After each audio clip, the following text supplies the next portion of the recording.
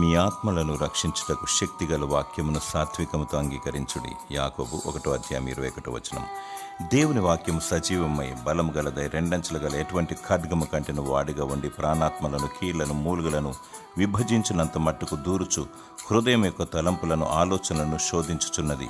ఈ శక్తివంతమైన వాక్యాన్ని పొందుకోవాలనుకుంటే యేసు ప్రభు చెంతకు రావాలి, ఆయన చెంత నేర్చుకోవాలి. ఆయన సాత్వికుడును దీన మనస్సు గలవాడు. దేవుని వాక్యాన్ని సాత్వికంతో అంగీకరించాలి, తద్వారా మహత్కార్యాలు చూచెదవు. దేవుని ఉచితమైన మహాకృపను బట్టి రక్షణ నిరీక్షణ కలిగి నీ ఆత్మ భద్రముగా కాపాడబడును. దేవుని శక్తిగల వాక్యాన్ని ప్రేమించు, వాక్యానుసారముగా జీవించు, ఆ వాక్యాన్ని అనేకులకు పంచిపెట్టు. పంచభూతములు లయమైపోవును గాని దేవుని వాక్యం నిరంతరం నిలుచును. ఈ వాక్యం ద్వారా పరిశుద్ధత కలుగును. పరిశుద్ధత కలిగి ప్రభు పునరుత్థాన దినము కొరకు సిద్ధపడి ఉండుము. దేవుడు నీకు తన శక్తిగల వాక్యమును అనుగ్రహించి నీ ఆత్మను రక్షించునుగాక. ఆమేన్.